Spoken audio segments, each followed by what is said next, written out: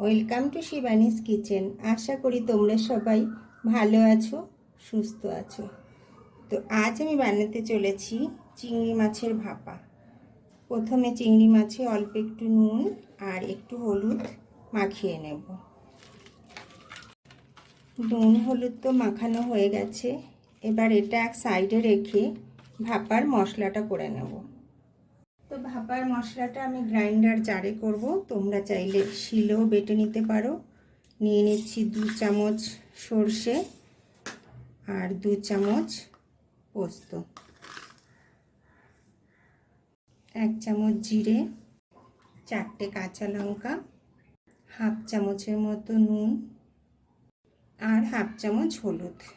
জল না দিয়েই প্রথমে একটু পেস্ট করে নেব। দেখো এরকম হবে। এবার এর মধ্যে দিয়ে দেব 2 চামচের মতো টক দই। জল না দিয়ে এই টক দই দিয়েই আমি পেস্টটা বানিয়ে নেব।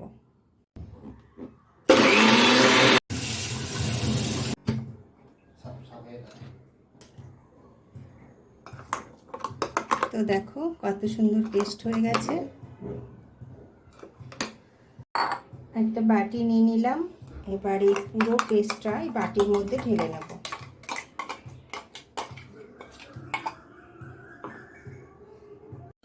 সব মশলা বাটির মধ্যে ঢেলে নিয়েছি। এবার নুন হলুদ মাখানো চিংড়ি মাছগুলো এই মশলার মধ্যে দিয়ে দেব।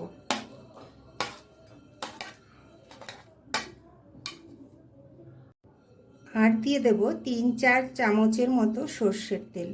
এই রান্নাটিতে কিন্তু সর্ষের তেলই ইউজ করতে হবে। খুব কম উপকরণে খুব তাড়াতাড়ি রান্নাটি হয়ে যায়, বাট খেতে কিন্তু দুর্দান্ত হয়।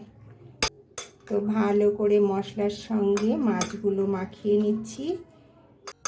মশলার সঙ্গে মাছগুলো খুব ভালো করে মাখিয়ে নিয়েছি।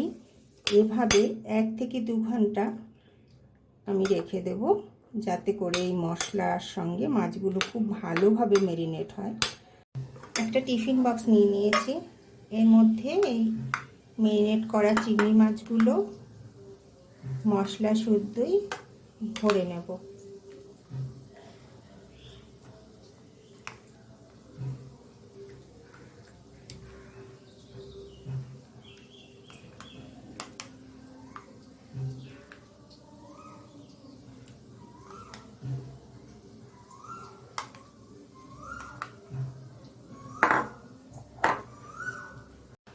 বাদ বাকি যে মশলাটা রয়েছে বাটিতে, এটাও এর মধ্যে দিয়ে দেব। আর দিয়ে দেব 2টো কাঁচা লঙ্কা। উপর দিয়ে সামান্য একটু সর্ষের তেল দিয়ে দেব। টিফিন বক্সের ঢাকনাটা খুব ভালো করে আটকে নেব।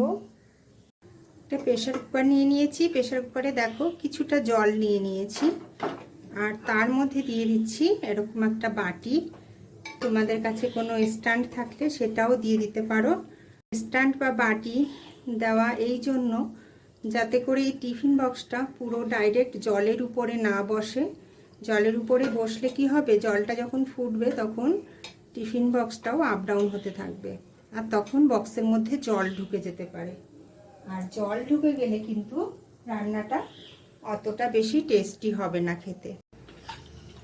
তো প্রেসার কুকারের ঢাকনা বন্ধ করে দিয়ে মিডিয়াম ফ্লেমে 4 থেকে 5টা সিটি মেরে নেব। প্রেসার কুকার থেকে বের করে নিয়ে এসেছি, এখনও খুব গরম রয়েছে।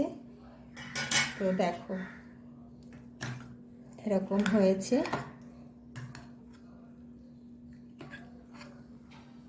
আমি প্লেটে ঢেলে দেখাচ্ছি, তাহলে আরও সুন্দর করে বুঝতে পারবে তোমরা। তো বন্ধুরা দেখো চিংড়ি মাছগুলো পুরো সফট হয়ে গেছে। এই রেসিপি যদি তোমাদের ভালো লেগে থাকে তো লাইক, শেয়ার অ্যান্ড কমেন্টস করে জানাতে ভুলো না কিন্তু।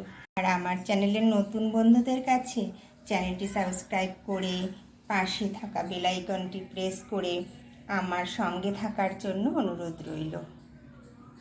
ধন্যবাদ।